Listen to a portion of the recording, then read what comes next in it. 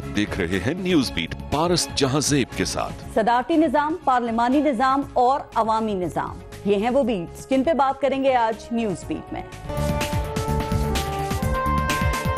मेरी अपनी राय ये है कि presidential form of system government बेहतर है।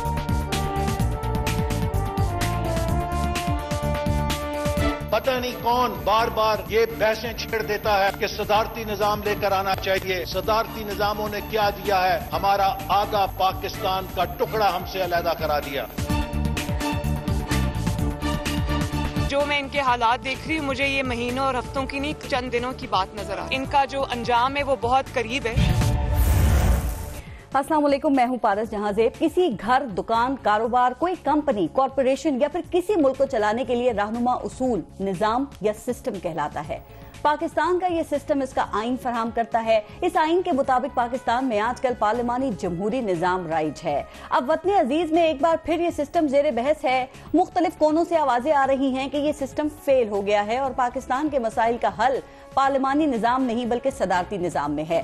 पार्लिमानी जमहूरी निजाम हो, आमरीत हो या फिर सदारती निजाम, हमारे लिए ये कोई नई चीज नहीं है। पिछले 70 सालों में इनका तसल्ली बख्श तजुर्बा और निचोड़ निकाला जा चुका है और नतीजा ये निकला कि मसला किसी निजाम का नहीं बल्कि उसको चलाने वालों की अहलियत और चलने में रुकावटों का है। किसी भी निजाम पर बहस हो सकती है, कोई भी निजाम लाया और आजमाया जा सकता है। हर निजाम मसाइल का हल फराहम करता है, चाहे सदारती हो या पार्लिमानी। कोई निजाम भी गरीब को रिलीफ देने से नहीं रोकता, लेकिन हम अपनी नाकामियों का मलबा निजाम पर डालने के आदी हैं। हमारे सरकारी इदारों में कोई काम बगैर रिश्वत के नहीं होता। जरा ये तो बताइए कि हमें रिश्वत लेने और देने से कौन सा निजाम मजबूर करता है? हर ताकतवर करप्शन करने निकल पड़ता है और हमारा हर इदारा जो है वो करप्शन में डूबा हुआ है। ठेकों में दिहाड़ियां लगाने का रिवाज है। जरा ये बताइए कि हमें करप्शन करने पर कौन सा निजाम उकसाता है? गवर्नेंस को मजबूत करना, कारकर्दगी बेहतर करना हर हुकूमत की बुनियादी जिम्मेदारी है। जरा बताइए कि गवर्नेंस ठीक ना करने पर हमें कौन सा निजाम मजबूर करता है? माफिया से लड़ने के बजाय उनके सामने हथियार डालने पर भाई हमें कौन सा निजाम मजबूर करता है? अब सदारती निजाम की वकालत आप जरूर करें, लेकिन जरा ये भी बताइए कि हुकूमत को महंगाई कंट्रोल करने से कौन सा निजाम रोकता है? बेरोजगारों को रोजगार फराहम करने से कौन सा निजाम रोकता है? आटा, चीनी, पेट्रोल, गैस और अब खाद का बहरान है। ऐसे बहरानों का खात्मा करने से हुक्मरानों को आखिर कौन सा निजाम रोकता है? जालिम को सजा देने और मजलूम की दाद रसी करने से कौन सा निजाम रोकता है? मईशत को बेहतर करने, कर्जों से हाथ खींचने और IMF के पास न जाने से आखिर कौन सा निजाम रोकता है? हकीकत यह है कि कोई निजाम मुकम्मल तौर पे कामयाब या नाकाम नहीं होता। हाँ, इस निजाम को कामयाबी से चलाने में नाकाम होने वाले अच्छे या बुरे, अहल या ना अहल हो सकते हैं। मसला यह है कि हमें सिस्टम के अंदर खेलने के बजाय सिस्टम से खेलने की आदत पड़ गई है और वही ज्यादा अच्छा लगता है। तो क्या फिर निजाम से ज्यादा निजाम के चलाने वालों पर बहस करने की जरूरत नहीं है? आज प्रोग्राम में इस पर भी हम बात करेंगे और आज प्रोग्राम में हमें ज्वाइन किया है तज्जियाकार। हमारे साथ औलिया मकबूल जान साहब मौजूद हैं, तज्जियाकार हमारे साथ नज़ीर लगारी साहब मौजूद हैं, तज्जियाकार हैं मोहसन बेग साहब और तज्जियाकार हैं हमारे साथ इरशाद भट्टी साहब। अस्सलाम वालेकुम, बहुत बहुत शुक्रिया आप सबका प्रोग्राम में शिरकत के लिए। पहले एक ब्रेक लेंगे, देखते रहिएगा न्यूज़ बीट।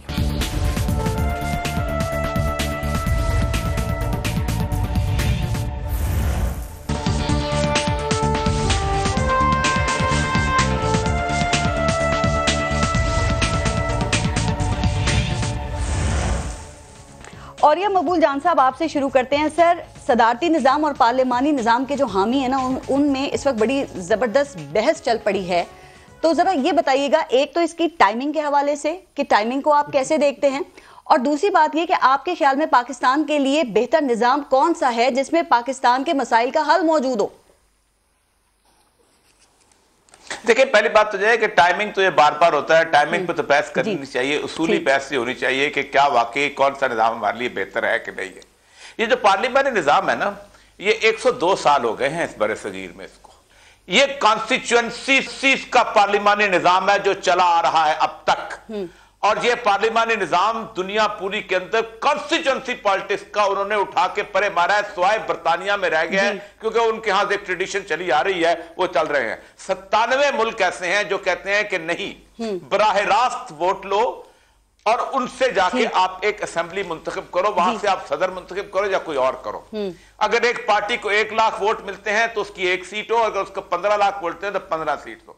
15% वाला बंदा जो है वो बैठा हुआ है। یہ ہیں وہ بلیک میلرز، یہ ہیں وہ لوگ جو ہر وقت یرغمال بنائے ہوئے ہیں پاکستان کے پورے سسٹمز کو، اور یہی وہ لوگ ہیں کہ جن کو بارے میں ہم یہ سمجھتے ہیں کہ یہ کریں گے وہاں پر جا کے قانون سازی، اور یہ ان کی بنیاد یہ ہے کہ یہ موری ممبر سے جسے کہتے ہیں نا اس سے اوپر نہیں اٹھ سکتے. یہ کانسٹیچوئنسی کے اندر کیا کرتے ہیں؟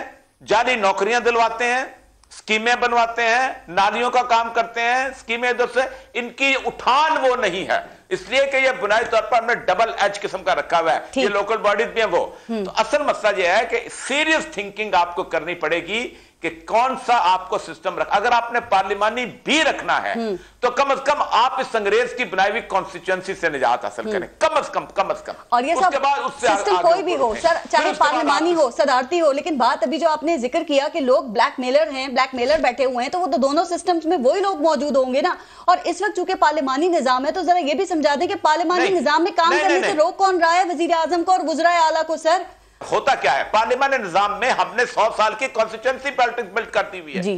اب وہ ایک آدمی مجبور ہے کہ اس نے ونیبلز کو لے کے آنا ہے، اور ذوالفقار علی بھٹو جیسا بندہ سندھ میں کم از کم 25 وڈیروں کو لے کے چلا تھا جو مخالف تھا ان کا، ان وڈیروں کے ہاتھ میں سندھ میں جرگمان ہوگا. پنجاب میں وڈیرے نہیں تھے، پنجاب میں وہ کام کرتا رہا.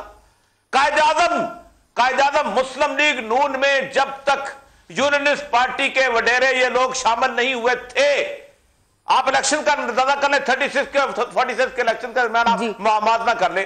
سکندر ریاض جب تک نہیں آیا تھا، قائد اعظم ویسے کون سا نظام چاہتے تھے سر؟ تک نہیں ہوا تھا یہ قائد اعظم تو صدارتی نظام چاہتے ہیں، ان کا وہ نوٹ بھی موجود ہے اس کے اوپر. تو لیاقت علی خان پہلے وزیر اعظم کیوں بنے؟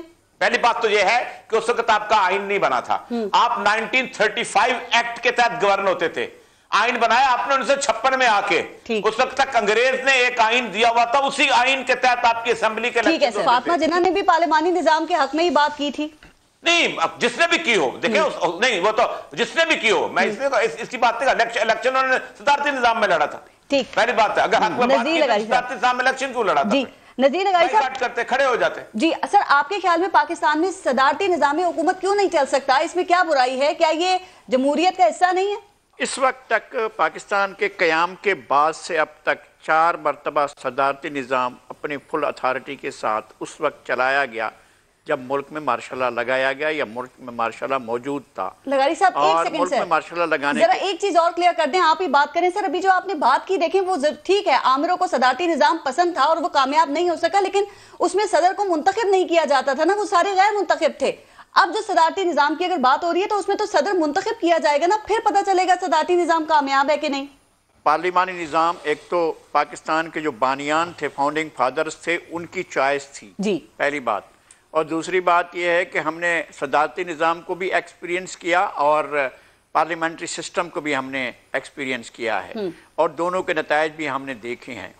ہمارے ہاں ایک سپرفیشل اور ایک انویزیبل ایک ایسی اتھارٹی موجود ہے جو کسی بھی سسٹم کے چلنے یا نہ چلنے میں اپنا بنیادی کردار ادا کرتی ہے. وہ پاکستان کو رکھنا چاہے نہ رکھنا چاہے، یہ اس کا فیصلہ ہوتا ہے کہ پاکستان کو کس طرح کا ملک ہونا چاہیے. اگر عوام کے اختیار میں ہو، اگر ہمارے اختیار میں ہو، اگر ہماری جو بحث ہے وہ نتیجہ خیز ہو تو پھر ہم بحث میں حصہ بھی لیں اور بات بھی کریں اور اپنے دلائل بھی پیش کریں. اگر یہ فیصلہ کہیں اور ہوتا ہے اور عوام کی مرضی کے بغیر ہوتا ہے تو پھر یہ ریاست کا فیصلہ نہیں ہوتا. ایک خاص مائنڈ سیٹ، ایک اسٹیبلشمنٹ کا خاص مائنڈ سیٹ ہے جو ریاست سے ماورا ہے، جو مملکت سے ماورا ہے، جو پاکستان کے تمام اداروں سے، ادارے میں صرف ان کو مانتا ہوں جو ریاست کے بنیادی ستون ہیں وہ ادارے ہوتے ہیں. باقی بیوروکریسی ہو، وہ سول ہو، ملٹری ہو، یہ سروسز ہیں. سروسز جو ہیں ادارے نہیں ہوتے ہیں. ادارہ ہمارا پارلیمنٹ ہے، ہماری عدلیہ ہے، اور ادارہ جو ہے ہماری ایگزیکٹو ہے. ان تین کے ہوتے ہوئے اور چوتھا یہ لولا لنگڑا جو ادارہ ہے جس کو ادارہ کہا جاتا ہے جمہوریت کے اندر، وہ ایک میڈیا ہے اور ایک پریس ہے جو ادارہ سمجھا جاتا ہے. یہ ان سے بھی سپر اگر کوئی چیز اور ہوتی ہے جو پارلیمنٹ سے اور عدلیہ سے اور ایگزیکٹو سے اور تمام چیزوں سے اگر کوئی اور سپرفیشل چیز آ جاتی ہے، کوئی انویزیبل چیز آ جاتی ہے، تو پھر آپ اس کے اپنی رائے کا اظہار کرنے کے بعد پھر یہ دیکھتے ہیں کہ چوائس کیا آتی ہے، کیا فیصلہ کیا جاتا ہے اور کس طرح سے فیصلے مسلط کیے جاتے ہیں. یہ نہیں بنا رہے تھے. اگر صدر منتخب ہوتا ہے تو ذرا یہ ہمیں بتا دیجیے جی جو ابھی بات کر رہے تھے اوریہ صاحب بھی کہ سر دیکھیں پارلیمانی نظام میں جو وزیر اعظم ہوتا ہے اس کو بلیک میل کیا جاتا ہے, اس کے اتحادی اور اس کے اراکین اسمبلی چاہتے ہیں کہ ان کے مطالبات پورے ہوں اور کچھ نااہل اراکین کو وزراء بھی بنانا پڑ جاتا ہے مجبوری کے تحت. تو سر اگر طاقتور صدر ہوگا اور منتخب صدر ہوگا تو وہ زیادہ بہتر طریقے سے سر گورن کر سکے گا نا گورنمنٹ کو.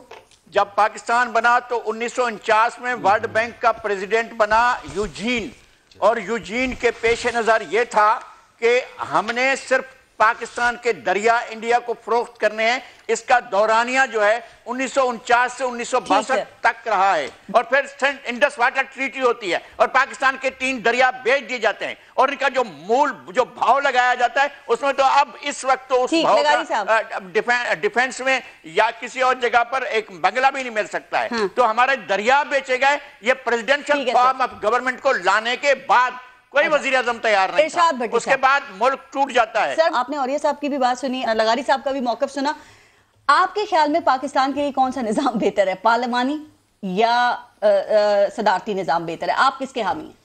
دیکھیے سب سے پہلے تو آپ نے حالانکہ آج تھوڑا سا اس کو واضح کیا, یہ لوگوں کو پتہ چلنا چاہیے کہ دونوں جمہوری نظام ہے, بالکل, اور پارلیمانی نظام بھی صدارتی نظام بھی. ہم مکس کر دیتے ہیں, بڑی خوبصورتی سے ٹویسٹ دیتے ہیں, سپن کرتے ہیں. پرویز مشرف, یحییٰ خان, ایوب خان, ان کو مکس کر کے نا تو ہم پتلی گلی سے نکل جاتے ہیں. یہ نہیں, یہ بھی جمہوری ہے. اگر صدارتی نظام ہوگا یہ بھی جمہوری ہے. اگر پارلیمانی نظام ہے تو اگر تو یہ مارشل لا ہوتا پھر تو مجھے ساروں کو بھر کے تو پہلے جانا چاہیے فرانس کے, بھائی آپ کے یہاں تو مارشل لا لگا ہوا ہے, آپ کون سے جمہوری کرتے. پھر میں امریکہ چلا جاؤں کہ بھائی آپ تو مارشل لا میں رہ رہے, خدا کا خوف کرو, ہمارا والا نظام لو. تو یہ دوسری بات ہے کہ یہ ان سارے جمہوریوں کو میں تو اس جمہوریت جو ڈیموکریسی ہے اس کا میں تو حامی نہیں ہوں, لیکن جو اس جمہوریت کو جمہوریت سمجھتے ہیں ان سے اتنی گزارش ہے کہ بحث کی گنجائش پیدا کیا کریں, بات سنا کریں, برداشت کیا کریں. کوئی یہ نہیں ہے کہ میں نے اچانک لانا ہے اور پھینک دینا ہے اور صدارت پارلیمان ختم ہو جانا ہے. اور اسی پارٹی میں جمہوریت ہے؟ نہیں, کوئی نہیں, ہمارے ملک میں کوئی نہیں جمہوریت. لیکن آپ کہتے ہیں یہاں سیاستدانوں کی آمریت ہے اور یہ اس سے فائدہ اٹھاتے ہیں. لیکن بھٹی صاحب یہ بتائیے کہ اس کا مطلب یہ کہ پارلیمانی نظام بھی صحیح طرح سے نافذ نہیں ہو سکا نا سر, یعنی کہ نظام میں خرابی نہیں ہے, تو صدارتی نظام پہ بحث کرنے کے بجائے کیا خیال ہے کہ پارلیمانی نظام میں اصلاحات نہیں ہونی چاہیے؟ دیکھیے کوئی بھی نظام لاؤ خدا کے لیے, لیکن میرے مسائل حل کرو. مجھے یہ تو اس ٹی وی پہ اللہ کا شکر ہے یہ چاروں ہم جو بیٹھے ہوئے ہیں ہمارے وہ مسائل نہیں ہیں جو غریب آدمی کے مسائل. بالکل, اللہ کا لاکھ شکر ہے, اللہ نے ہمیں بہت کچھ دیا ہوا ہے. اس کا ہسپتال کا کوئی کریں, اس کے کوئی تھانے کا کریں, وہ کچہری میں جائے, یہ نظام سے ہوگا, نظام کی تبدیلی سے ہوگا, نظام اور نظام چلانے والے, نظام اور نظام چلانے والے یہ کیوں نہیں ہٹنے دیتے؟ یہ جن جپا ہے, یہ سندھ میرا, پنجاب تیرا, بلوچستان اس کا, وہ وڈیروں کا, کے پی کے اس کا, یہ جن جپا ہے, یہ نوازے ہوئے لوگ ہیں, ان کی 7 نسلیں اس نظام نے سنوار دی ہیں, یہ کبھی اس کے خلاف بات نہیں کریں گے. کوئی بھی نظام لاؤ, یہ آڈٹ لیس نظام ہونا چاہیے, آڈٹ ہونا چاہیے, آڈٹ لیس تو نہیں ہونا چاہیے نا, پرفارمنس لیس تو نہیں ہونا چاہیے, جمہور لیس تو نہیں ہونا چاہیے نا. آپ فٹ بال بنا دیا ہے, کوئی ایک ادارہ مجھے بتائیں قدموں پہ کھڑا ہو, کوئی ایک بندہ پارلیمنٹ کی عزت کرتا ہو, عمران خان لعنت فرما چکی ہیں, وہ عملی طور پر اسی طرح سمجھتے اس کو. کوئی ایک بندہ جو جس کا رویہ جمہوری ہو. نیب پوچھتا ہے ادھر کینیڈا میں, وہ 2 اینکے ڈکلیئر نہیں کرتا وزیر اعظم, تفتیش میں شامل ہوتا ہے اور $500 جرمانہ دیتا ہے. بات یہ سمجھ نہیں آ رہی ہے, اگر صدارتی نظام بھی آ جاتا ہے تو جن لوگوں کی جن بندوں کی آپ بات کریں وہ کیسے تبدیل ہو سکتے ہیں؟ بات تو سنیں نا, ایک ہے جو اوریہ مقبول جان صاحب نے بات کی, ایک سطح کہ اوپر والی سطح کی بلیک میلنگ سے تو بچو, دوسری سطح عوام تک نیچے آنا. یہ جو مارشل لا کی پیداوار آج کل جمہوری بورڈیں بنی ہوئی ہیں, ان سے بھی جان چھڑاؤ, اور اس 5% کو انڈے بچے دینے والے اس نظام سے جان چھڑاؤ. کوئی بھی نظام لے آؤ مگر اس میں مسائل حل کرو خدا کے لیے. اس کا نام کچھ بھی رکھ دو, اس کا نام پارس جہاں زیب نظام رکھ دو, ارشاد بھٹی نظام رکھ دو, محسن بیگ صاحب کا نظام رکھ دو, لیکن اس نظام کو ڈلیور کرواؤ. اچھا دوسری بات, سٹیل مل ناکام, پی آئی اے فارغ, ریلوے فارغ, اتحاد तरक्कियां, इनकी अपनी एयरलाइनें इन चीजों का निजाम से ताल्लुक नहीं है। ये जो पार्लिमानी निजाम के हामी है ना, वो एक एतराज करते हैं, वो ये कहते हैं कि जमहूरियत अगर है तो जमहूरी निजाम का तसलसल, पार्लिमानी निजाम का तसलसल भी होना चाहिए।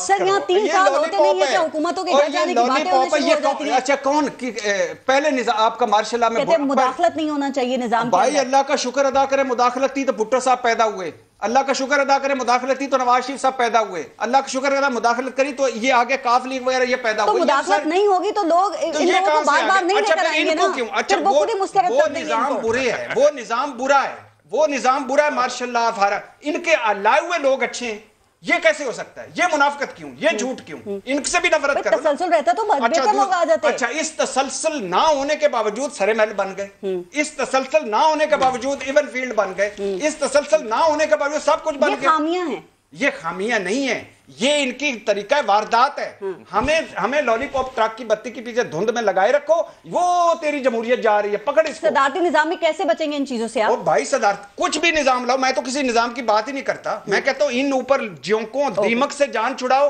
और डिलीवर करने वाला निजाम। राइट, चेहरे बदलने की बात कर रहे हैं मैं कुछ सारा कुछ बदलो यार, वक्त आ गया है। तो आएंगे तो यहीं से लोग ना, फरिश्ते तो नहीं लाए जा सकते। आए नीचे से बहुत सारे फरिश्ते हैं, पीटीआई में भी नीचे से बहुत से लोग आए थे, ये वो निजाम की खूबसूरती देखें, ये वो निजाम है अब्दुल कदीर एक्यू खान मोहसिन पाकिस्तान। अच्छा उन्होंने पार्टी बनाई, जमानतें जब्त, अब्दुस्ता रीदी जमानत जब्त, और फातिमा जना जिनकी ये बात कर रहे हैं, इसी निजाम इन्हीं लोगों ने क्या कहा था उनको, किन किन खिताबात से नवाजा था, वो आज राज कर रहे हैं हम पे। ठीक, मोहसिन बेग साहब आपके ख्याल में पाकिस्तान के लिए कौन सा निजाम बेहतर है? क्या पार्लिमानी निजाम जो है वो मसाइल की जड़ है, वो जिम्मेदार है, और आप समझते हैं कि सदारती निजाम में इन मसाइल का हल मौजूद है? देखें जैसे सब दोस्तों ने कहा, निज़ाम की तो खराबी नहीं है, निज़ाम तो ये भी अच्छा था, डिलीवर नहीं कर पाया बिकॉज जो लोग इस निज़ाम को इस्तेमाल कर रहे हैं वो अपने तर्ज से करते हैं, नीयत ख़राब है। अगर आप निज़ाम लाना चाहते हैं तो फिर बाहर से लोग भी ले आएं जो उसको चलाएंगे, क्योंकि ये माइंडसेट बदलने वाला नहीं है। हाँ, इसके कुछ लोग हामी हैं जो शॉर्टकट चाहते हैं कि ये निज़ाम आए तो हम लोग, अगर फर्ज कर लीजिए जैसे आपने कहा कि जी इलेक्ट होगा प्रेसिडेंट, आपको ख्याल है कि वो इलेक्ट ही होगा वोट से? ये मुमकिन नहीं है। साफ शफाफ होना चाहिए ये अमल भी। वो कहाँ से आएगा? ठीक है ना जी, तो पाकिस्तान में तो मुमकिन नहीं है। देखना ये है कि अगर कोई ऐसा सिस्टम लाया जाए जो आवाम को और मुल्क और गवर्नेंस करे और डिलीवर करे, वो तो मैं समझता हूँ इन लोगों से तो नहीं होगा। एक होप थी खान साहब की, वो भी आप सबने देख लिया कि क्या है। उन्हें पार्लिमानी निजाम वो पसंद भी करते थे, ब्रिटानिया की वो मिसाल देते थे कि कैसे वो वेलफेयर स्टेट बनी। लेकिन सर अब इनके हामी क्यों प्रेसिडेंशियल फॉर्म ऑफ गवर्नमेंट की बात करें? वैसे मैं आपको बता दूं, उनके हामी नहीं है, ये किसी और जगह से आया ये सारा सिस्टम, ये जो सारी डिबेट है। शायद कुछ लोगों का ख्याल है कि इस सिस्टम के तहत वो एडजस्ट हो सकेंगे और वो रूल करेंगे, क्योंकि ये देखिए प्राइम मिनिस्टर पार्लिमानी निज़ाम में चेक एंड बैलेंस बड़ा स्ट्रॉन्ग होता है, और वो जो औरिया साहब ने कहा कि लोग ब्लैकमेल करते हैं, वो आंसर मौजूद है। लेकिन उसकी जो पॉजिटिव साइड थी पार्लिमानी सिस्टम में कि कलेक्टिव डिसीजन, कैबिनेट कमेटीज हैं, वो उसमें प्रेसिडेंशियल सिस्टम में भी वो है, लेकिन पार्लिमानी सिस्टम में प्राइम मिनिस्टर को जवाबदेह होना पड़ता था बहुत सारी जगहों पे। प्रेसिडेंशियल सिस्टम में वो चीज़ नहीं है। गो के वहाँ भी बहुत सारे चेक एंड बैलेंसेस हैं और उसका भी तरीक़ाकार बहुत अच्छा है। मकसद ये है कि अगर आप किसी को इस तरीके की प्रेसिडेंशियल पावर्स देते हैं, वो तो हमारे यहाँ तो फरोनियत इतनी ज़्यादा है। सर इस वक्त क्यों इस पे इतनी बहस हो रही है? वज़ीर-ए-आज़म इमरान खान के वज़ीर-ए-आज़म बनके खुश नहीं? मोहसिन भाई साहब ने तीन बड़े जुमले कहे, मैं उनसे पूछना चाहता हूँ, मेरे बड़े भाई और बड़े बच्चे, चेक एंड बैलेंस। क्या जो पार्लिमानी निजाम हमारे यहाँ है, यहाँ कोई चेक एंड बैलेंस है? कोई नहीं, आप बताएं।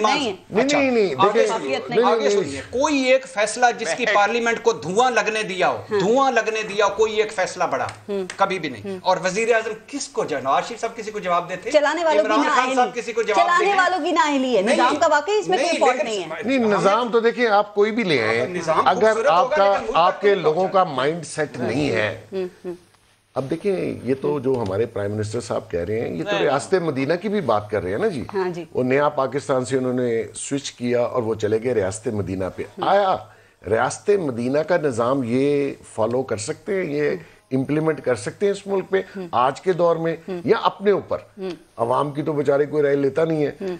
मकसद ये है कि जिस बहस को हम लोग चारों डिस्कस पांचों कर रहे हैं ना जी, उसका कोई हासिल नहीं है। सिर्फ की बहस ही हो रही है या कोई कोशिशें भी हो रही हैं? कोशिशें हो रही हैं, बड़ी स्पीड से हो रही हैं कोशिशें। क्यों? उसके पीछे एक राज है, वो आपको पता चल जाएगा। वो राज आप यहाँ पे अफशा करना चाहेंगे अगर आपको पता है तो? मेरा ख्याल शो बंद हो जाएगा आपका। ये ला हासिल बहस है। अगर किसी ने लाना है, निजाम में कोई खराबी नहीं, ना इसमें ना उसमें, बाकी दुनिया में 6 निजाम और राइज हैं, आप उनको भी लिए। माइंड सेट बंदे कहां से लाएंगे? आप बिल्कुल ठीक कह रहे हैं मोहसिन भाई, आप आए उस पर माइंड सेट।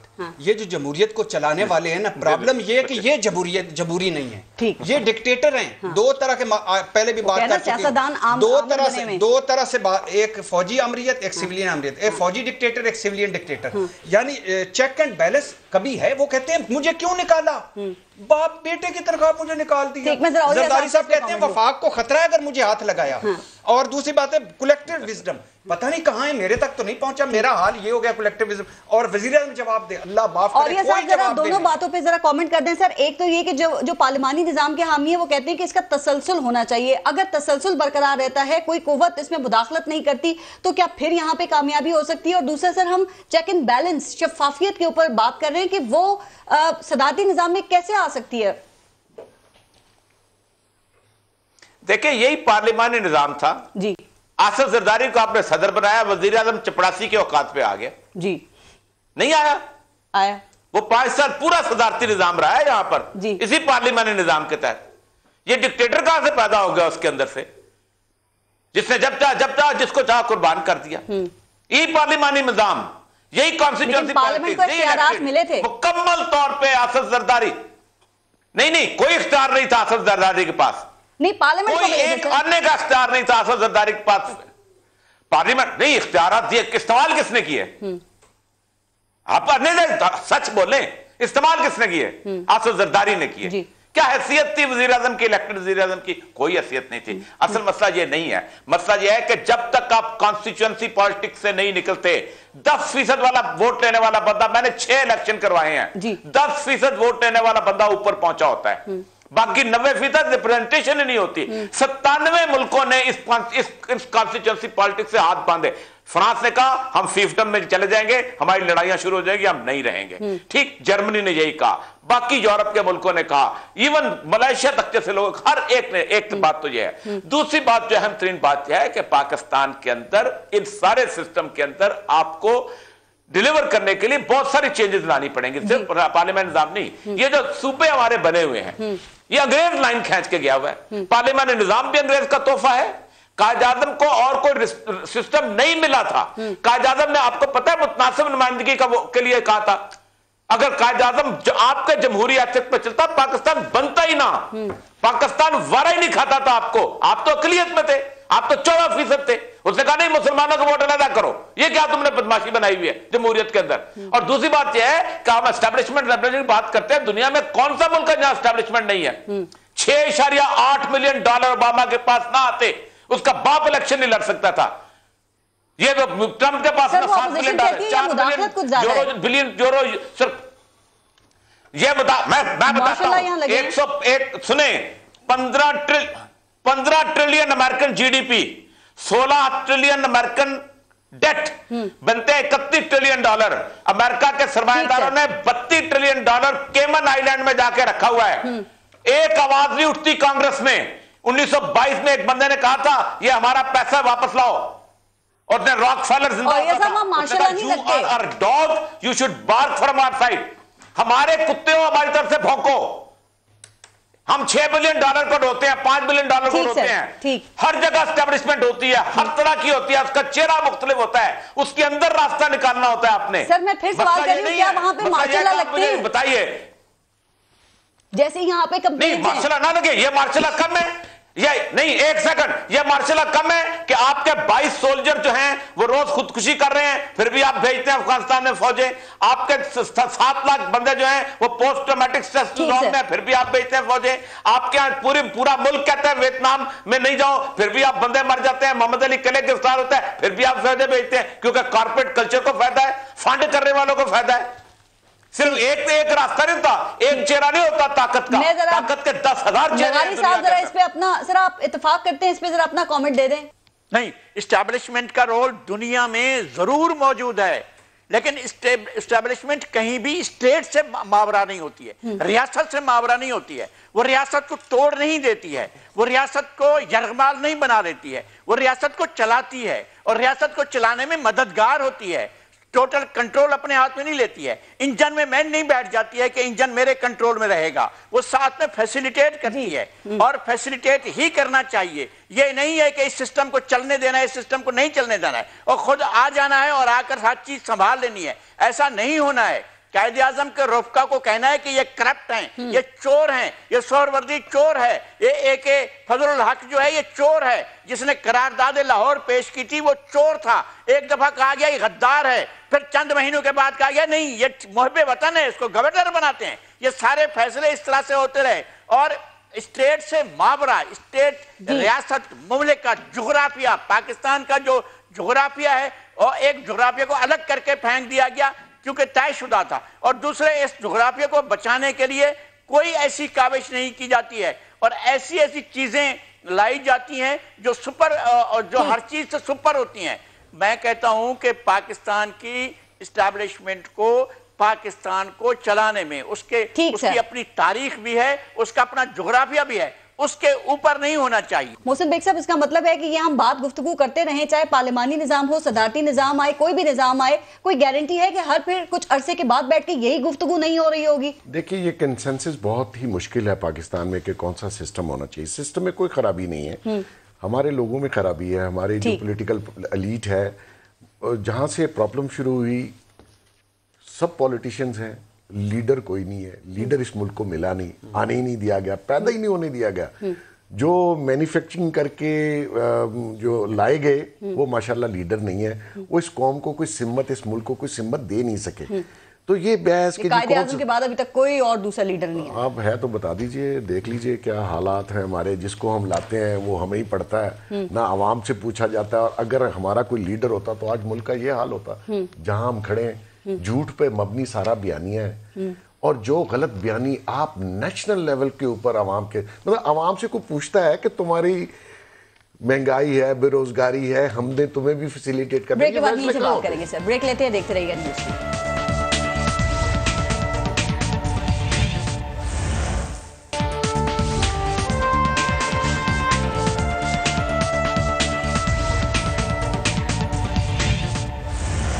اور ارشاد بھٹی صاحب، اب تھوڑا سا آگے چلیں، وہ جمہوریت کی بڑی بات ہو رہی تھی۔ دو جملے اگر مجھے پچھلے سال کہنے دیجیے گا، مانا کہ فوج کو مارشل لا نہیں لگانے چاہیے، مانا کہ کوئی بھی جو دائرہ کار سے باہر کوئی بھی ان کو کام نہیں کرنا چاہیے، جو مینوفیکچرنگ مجھے آج پتہ چلا ہے کہ وہ مینوفیکچر کرتے ہیں، اور ورنہ لیڈر جو ہوتا ہے نا، جب بھی لیڈر پیدا ہونے لگتا ہے ان کو پتہ چل جاتا ہے کہ وہاں لیڈر پیدا ہو رہا ہے، ذرا ان کو روک دیں، اور سیاستدان کو پیدا کرواتے ہیں، لیڈر کو نہیں کرواتے، یہ بھی چھوڑ دیں۔ امن و امان ہو، اس میں جمہوریت اور جمہوریت والوں سے پوچھنا چاہتا ہوں، امن و امان ہو، فوج کا کام ہے، فوج ایک ادارہ ہے، حکومت کے ساتھ کھڑا ہونا چاہیے، ملک و قوم کے لیے ہونا چاہیے، لیکن امن و امان ہو، فوج، مردم شماری فوج، واپڈا فوج، سیلاب فوج، زلزلہ فوج، کراچی کی بارشیں فوج، کراچی کے نالوں کی صفائی فوج، اسلام آباد کی 6 منزلہ عمارت میں آگ لگ جائے، جمہوریت سے آگ نہیں بجھائی جاتی، فوج۔ اچھا، لاہور کا پلازا گرے، فوج۔ مری میں برف باری ہو، فوج آ جائے، وہ آ کے ہٹائے۔ اچھا، سرحدوں کی حفاظت، فوج۔ کراچی کا امن، فوج۔ اور نالا لئی نہیں آپ سے سنبھالا جاتا، پی آئی اے نہیں سنبھالا جاتا، ریلوے نہیں سنبھالا جاتا، واپڈا نہیں سنبھالا جاتا۔ جمہوریت جمہوریت جمہوریت، خدا کا خوف کرو، اس کو ملک فوج کو دے دیں، اس کو اچار ڈالو، اس کو مرد پاس ہے، اس میں اچار ڈالو، اس کو دے دیں، اس میں اچار ڈالو۔ تو جو ہے نا بھٹی صاحب کو ایوارڈ دینا چاہیے۔ مقصد یہ ہے کہ فوج کہیں باہر سے آئی ہے، میں کہا نہیں کہا، اس ملک کی اس کا کرنا چاہیے۔ آپ نے خود کہا کہ جی دائرے سے باہر نہیں نکلنا چاہیے، تو خدا کا واسطہ ہے، آپ نے اتنی تعریفیں گنوا دی ہیں، سرے پہل، فلانا محل، یہ ملک میں محل نہیں ہے، تو ختم کس کے؟ کس نے اکاؤنٹیبل کرنا ہے؟ اس جمہوریت نے۔ اچھا آپ بتا دیں، ان کو کوئی اکاؤنٹیبل کر سکتا ہے، مجھے اس کا نام بتا دیں۔ اب پھر یہ تو بتائیں نا، اب میں تو پھر وہ یہ جمہوریت یہاں کیا فیل نہیں ہوتی؟ एक सेकंड में निकाल के अगले बाहर करते हैं आप। वहाँ आप एहतसाब कर लेते हैं ना? नहीं, यहाँ ना जजों का एहतसाब है ना इनका एहतसाब है। ये तो वो बड़ा इजी है कहना किसी ये जवाब भी उसी जोशो खरोश से आता है। वो है ना कि जिसके पास असास से ज्यादा हो अकाउंटेबल करो। जिस जर्नैल के पास का वास्ता है, आसमान से कोई आएगा तो फिर किधर से लाएं? फिर इनके पीछे क्यों चले? शाम को आपकी वीडियो निकल आती है, शाम को आपका वो बंदा सर के बल आपके पास खड़ा होता है। क्यों वीडियो निकलती? कहां बनी होती है वीडियो? होती है ना, ये कोई बहस थोड़ी है, बहस आप किसी और चीज पे कर रहे हैं। अच्छा, फिर उसके बाद आप फौज को बीच में ले आए। उसके बाद नहीं क्यों ना लाऊं मैं फौज को बीच में? एस्टेब्लिशमेंट की बात हो रही थी ना। करें आप एग्री ना करें मेरे पॉइंट ऑफ व्यू से, आपको हक हासिल है, ये जमहूरियत है ना, तो करना चाहिए ना, सारों का करें। लाओ कोई अमेरिका से बंदा। अच्छा, दूसरी बात ये कि पाकिस्तान में तो कोई नहीं है। किसको 3 दफा वजीर आजम किसको बनाया? नवाज शरीफ। 4 मरतबा हुकूमत किसको दी? उन्हीं को। तो फिर उसके अच्छा बाद ये भी बता दें करते तो फिर पारस, ये भी बता दें कि उसको निकाला किसने? किसी को हुकूमत नहीं मिली, ये खामखा की बहस हम शुरू कर दें। किसी के पास किसने निकाला? मैंने। हुकूमत अथॉरिटी के पास होती है, हुकूमत एस्टैब्लिशमेंट के पास होती है। हम इस तरह की बातें करके लोगों को कंफ्यूज करते हैं। असल बात ये है कि हुकूमत, फिर इसका मतलब हुकूमत कोई नहीं करता है। नवाज शरीफ साहब की जिंदगी में पहले की छतर छाया में पले बड़े दूसरे से डील कर गए। गौस अली शाह को पता नहीं चलने दिया। मिसाके जमहूरियत में था बीबी के सर्विंग जनरल से नहीं मिला, क्यों दुबई में मिली? मैं एक कमेंट आप ले क्यों मिली? क्यों खाजा से फोन करता है उधर आर्मी चीफ को? क्यों नहीं चीफ इलेक्शन कमिश्नर को फोन करता? क्यों जुबैर उमर गुलाब जामुन खाने जाते हैं? क्यों मरियम का ट्विटर खामोश होता है? इनकार क्यों नहीं करते? सारा फौज कसूर सर, ताली दोनों हाथ से बजती है सर, दोनों दूसरी तरफ से भी कर सकते हैं, ये कर सकते हैं, ये कर सकते हैं। वहां से जवाब आया होता ना तो आज आपकी बातें ना कर रहे थे। और ये सब जवाब ही तो कोई नहीं आता, वो भी आना चाहिए ना उस तरफ से भी। लेन जवाब मैंने लेना है। जहां जिनकी गर्दन पतली है हम उनको पकड़ लेते हैं, उन पे हम क्रिटिसाइज करते हैं। मैंने आपको वोट दिया, आपको पार्लियामेंट में पहुंचाया, आप अवाम के नुमाइंदे हैं, तो नुमाइंदगी वो कहते हैं इख्तियार भी दो। इख्तियार आप मांग के लेना, तो और कैसे लेना? छीनो ना, खड़े हो ना, कदमों पे खड़े हो। और ये साहब कौन छीनेगा इख्तियार? और अकाउंटेबिलिटी का बताएं कि सिर्फ दूसरी तरफ कैसे हो सकती है? फिर मेयार तो एक ही होना चाहिए। देखिए, दुनिया में हर महज़ब मुल्क में अदारे के अंदर अपना अकाउंटेबिलिटी का सिस्टम होता है, अदारे के अंदर विद इन द इंस्टीट्यूशन। जब वो अदारा फेल हो जाए तो फिर कोई दूसरा अकाउंटेबिलिटी में आता है। आप अमेरिका की आर्मी देख ले, अमेरिका की बाकी चीजें देख ले, इंग्लैंड को देख ले, फ्रांस को देख ले, with in the accountability. Pakistan में जब तक with in the accountability system था, खा वो ब्यूरोक्रेसी में था, खा वो फौज में था, खा वो पॉलिटिशियन में था, ये मुल्क ठीक चलता रहा है। आपको बताऊं, आपको जिस 17 अरब डॉलर का कर्जा था जब बेनजीर मोहतरमा हुक्मरानी आई है, 17 अरब डॉलर, ठीक, इस वक्त 121 अरब डॉलर का बैरूनी कर्जा है और 204 अरब डॉलर का अंदरूनी कर्जा है। ये जो 34 साल आपको मिले हैं, इनमें मुशर्रफ ने तो फिर कर्जा लिया ही कोई नहीं बल्कि रिड्यूस किया है। ये 34 साल में आपने इस मुल्क को बेच दिया है। ये कम है जमहूरियत की कॉस्ट इस कौम ने पे की है? कम है ये कॉस्ट? आपके पास खाने को कुछ नहीं रह गया इन 34 सालों के बाद। Right sir. आपने कर्जा लिया 2% पे वर्ल्ड बैंक से, आपने 15% के ऊपर आम बैंकों से जाके कर्जा लेके मियां मंचे से फलाने से लेके कर्जे अदा किए। अल्लाह चलो में आपने लूट मार, आप पास रह क्या है सिस्टम नाफिज करने के लिए? आप तो डिफॉल्ट के करीब पहुंच के डिफॉल्ट कर चुके होते अगर इस वक्त आपकी इस तरह की सूरत ना होती। जी, और ये सब ये बहुत बड़ा तजर्बा है पार्लियामेंट सिस्टम का। आपने जो ये कर्जों की बात की है लगारी साहब, तो ये तो मसला सारा ये बहुत लंबी बहस है। जी, सदारती निजाम अगर आ जाए तो जिन कर्जों की तफसील अभी औरिया साहब बता रहे थे वो सारे उतर जाएंगे आपके ख्याल में? नहीं, मैं ये समझता हूं कि मामला कभी भी ठीक नहीं हो सकते हैं। दो चीजें हैं जिनको ठीक होना है, और वो ये चीजें हैं कि अगर करप्शन है तो उसका क्रॉस द बोर्ड एहतसाब होना चाहिए। ठीक, नंबर 1 ये मैं इस पर बिल्कुल फिर अकीदे के तौर पर समझता हूं कि एहतसाब होना चाहिए। किसी ने भी 1 रुपया लूटा, 10 रुपए लूटे, 10 अरब लूटे, 10 करोड़ लूटे, जो उसने लूट मार की है उसका एहतसाब होना चाहिए। इस सिलसिले में कोई दूसरी बात नहीं है। और दूसरी बात यह है कि पावर्स जो हैं वो देखने चाहिए कि पावर्स हैं कहां पर।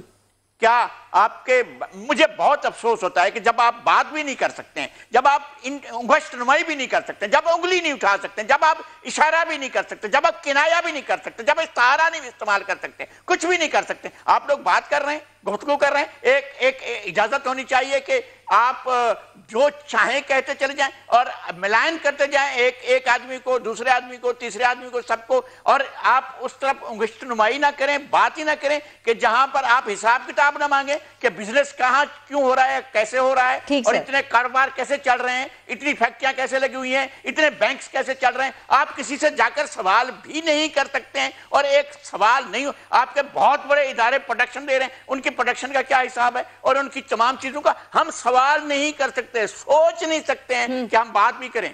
تو آپ ایک طرف جو ہیں ہم سیاستدانوں کو پکڑ کر ان کو ذلیل کرتے رہتے ہیں صبح سے شام تک، اور وہ انہوں نے بھی یہ ہونا قبول کر لیا ہے، انہوں نے یہ ہونا قبول کر لیا ہے، اور وہ کرپشن میں ہوتے ہیں ملوث. میں نہیں کہتا ہوں کہ نہیں ہوتے ہیں، لیکن ان کو یہ بھی پتا ہے کہ کہاں کہاں کرپشن ہو رہی ہے، اداروں میں کہاں کہاں کرپشن ہو رہی ہے، سروسز میں کہاں کہاں کرپشن ہو رہی ہے، آخری کامنٹ دونوں یہاں پہ جو گیسٹ ہیں ان سے بھی لے لیں اس پہ. جی وہ کہہ رہے ہیں کہ سوال نہیں کر سکتے، جرت نہیں کر سکتے بات کرنے کی، اور دوسری طرف ہم بلند و بانگ آواز کر کے باتیں کر لیتے ہیں. پہلی بات تو یہ ہے کہ شروع سے میں نے کیا کہا کہ فوج کو مارشل لا نہیں لگانا چاہیے، یہ سازشیں بند ہونا چاہیے. اگر کوئی جج، کوئی جرنیل، کوئی سیاستدان اس کے اثاثے، اس کے ذرائع سے زیادہ ہے تو ان کو اکاؤنٹیبل ہونا چاہیے. یہ تو بات طے ہوگی، مگر یہ کرنا کس نے؟ یہ ہے سب سے بڑا. ایک ہے ہم بات کرتے رہتے ہیں، کبھی اشاروں میں، کبھی کنایوں میں، مان لیا. ایک ہے ہماری جوڈیشری، ان کو کرنا چاہیے. ایک ہے ہمارا جو کہتے ہیں کہ سپریم ہے پارلیمنٹ، اور جو کہتے ہیں ہم نظام لاتے ہیں. جب آپ ہمارے سے ووٹ لے کر جا کے فوراً مل جاتے ہیں اپنے مفادات کے لیے، اپنی دھندوں کے لیے، اپنے ان ساری چیزوں کے لیے جب مل جاتے ہیں، یعنی کبھی مجھے اس معصوم فوج پہ حیرانگی ہوتی ہے جو 25,000 کنال کے جس کو رائے ونڈ پہ کوئی اعتراض نہیں ہے، مگر یہ اعتراض ہے کہ عوام کو نہیں کوئی چیز پہنچانی، سازش کر دینی ہے وہاں جہاں عوام تک آنا ہے، ہسپتال اچھا نہیں بننے دینا، اپنا 18 سال سے باہر علاج. تو یہ جو اپنا ان کے لیے کوئی فوج سامنے نہیں آتی، کر لیتے ہیں. جب ہماری باری آتی ہے کہتے ہیں سازشیں ہو رہی ہیں ہمارے خلاف. لاسٹ کامنٹ، وہ ذاتی مفاد کی انہوں نے بات کی ہے جہاں پہ ووٹ دے کے ہم بھیجتے ہیں، اور سوال پوچھنا چاہیے مگر اکاؤنٹیبل انہوں نے کرنا ہے. ٹھیک سر، میں ایک اور بات کر لوں محسن بیگ صاحب آپ سے، چونکہ ذاتی مفاد کی بات ہوئی ہے تو آپ جو پاکستان تحریک انصاف کے خلاف بات اتنا زیادہ کرنے لگے ہیں تو کہا جا رہا ہے کہ آپ کے بھی کچھ ذاتی مفادات ہیں، خان صاحب سے امیدیں تھیں وہ پوری نہیں ہو سکی، کیا یہی وجہ تھی سر؟ کیونکہ کوئی ایک حکومتی ترجمان ہے، انہوں نے آپ کے اوپر بھی الزامات لگائے ہیں. ایک وہ کہتے ہیں کہ 2 سال پہلے سردیوں میں آپ فردوس عاشق فوان کے ساتھ وزیر اعظم سے ملنے آئے تھے اور وزیر اعظم سے میڈیا کے لیے 2 سے 3 ارب روپے کے اشتہارات آپ نے مانگے جو آپ چاہتے تھے کہ آپ کے توسط سے میڈیا میں تقسیم ہوں تاکہ آپ میڈیا کو مینج کر سکیں. یہ غلط ہے یا ٹھیک ہے محسن بیگ صاحب؟ جو بندہ خود ساری زندگی لوگوں سے مانگتا رہا اور میرے سے بھی مانگے وہ مجھے کیا دے گا؟ اور جو ترجمان جس نے یہ بات کی ہے اس سے پوچھئے کہ یہ مجھے 2 ارب روپے دے سکتا. یہ تو اسی طرح ہے نا، پنجاب میں وہ ایک وزارت خزانہ کے وزیر بنے تو انہوں نے پوچھا کہ وہ سیف کی چابی کہاں ہے خزانے کی. بھائی ساری زندگی اس نے خود مانگا، ہم سے لیے. حکومت اشتہارات کی بات کر رہے ہیں. بھائی جان میں اشتہارات بانٹتا ہوں، میرا یہ کام ہے. آپ گئے نا کہ میں میڈیا کو مینج کروں گا، میں تو بہت بار گیا ہوں، میرے ساتھ ہی تھا نا 5 سال، ٹھیک ہے نا، میں بہت بار گیا ہوں. کوئی الزام وہ لگاؤ. ایک اور لگایا، وہ بھی اس کو بھی کلیئر کر دیں. انہوں نے کہا چند دن بعد آپ پھر دوبارہ ملنے وزیر اعظم سے گئے اور ایک روسی کمپنی کے لیے گیس پائپ لائن کا ٹھیکہ مانگا جس میں آپ کا کمیشن تھا، لیکن آپ کی مسلسل کوششوں کے باوجود خان صاحب نے اسے منظور نہیں کیا. اور پھر آپ کی اطلاع کے لیے عرض ہے اس حکومت کی، نہ میں ٹھیکیدار ہوں نہ میری کوئی کمپنی ہے. دلوانے گئے تھے کمیشن. آپ کا پروگرام ریکارڈ پہ ہے کہ اسی کمپنی کو ٹھیکہ دیا جس کے اوپر میں نے سکینڈل چھاپا تھا کہ یہ 2 کمپنیز تھیں. ایک میں ایک صاحب، میں ان کا نام نہیں لینا چاہتا، وہ $8 ملین کمیشن کھا رہے تھے جن کو حساس ادارے کی رپورٹ پہ 2 بندوں کو فارغ کیا خان نے، جو ایک ان کے اسپیشل ایڈوائزر تھے ندیم بابر صاحب اور دوسرے صاحب تھے. آپ وہاں موجود کیوں تھے؟ موجودگی کیوں تھی آپ کی؟ وہ تصویریں انہوں نے لگائی ہیں اپنے ٹویٹر کے اوپر جہاں پہ آپ بیٹھے ہوئے ہیں اس میں. میں تو آن اینڈ آف اس کو ملتا تھا نا جی، میرا کوئی ٹائم تو نہیں ہے پرائم منسٹر سے ملنے کا. یہ پرائم منسٹر تو بعد ہی میں بنا نا. جس حکومتی ترجمان نے الزام لگایا آپ نے اس کو ایسے ہی چھوڑ دیا، آپ عدالت نہیں لے کے گئے؟ جب آپ کچھ نہیں کہیں گے تو پھر تھوڑا لگے گا نا کہ کہیں چلیں اور فرض کر لیتے ہیں کہ اسی کمپنی کو کانٹریکٹ ملا تو اس کا مطلب مجھے تو کمیشن مل گئی ہوگی. پھر ہمارے خلاف 2 سو ہوئے، اس کے اوپر بحث ہوئی تھی اور اس کے اوپر انہوں نے، میں نے کہا یہ کمپنی سے 8 ملین کھا رہے ہیں یہ، اور کام اسی کو ہی ملا ہے جو کہہ رہے ہیں کہ نہیں ملا. آپ کے اگر الزام غلط ہے تو آپ کیوں نہیں لے کے گئے ان کو عدالت؟ آپ نے اکاؤنٹیبل کیوں نہیں کیا؟ بھونکنے والوں کے جواب نہیں دیتا، میں جواب اس کے لیڈر کو دوں گا، وہ میں نے دیا ہوا ہے. وہ جو میں نے انٹرویو دیا ہے وہ اس کا خان جواب دے دے. मैं इनके मैं बातों का जवाब दूंगा, ना इनका आगे ना पीछे, इनको जानता कौन है, ये कहां से आए आप बता दें। ये तहरीके इंसाफ का फेस थे, ये तहरीके इंसाफ का हिस्सा थे, इनको आपने तहरीके इंसाफ में पहले देखा था। मैंने अगर जवाब देना है तो मैं खान को दूंगा और वो मेरे जब बात का जवाब दे दे। मैंने इंटरव्यू दिया है, 1 घंटे का, दे देना जवाब। और ये मकबूल जान साहब, नज़ीर लगारी साहब, मोहसिन बेग साहब, इरशाद भट्टी साहब, बहुत बहुत शुक्रिया आप सबका प्रोग्राम में शिरकत के लिए। अपना और अपने मुल्क का ख्याल रखिए। पारस जहां से इजाजत दीजिए, अल्लाह ने के बाद।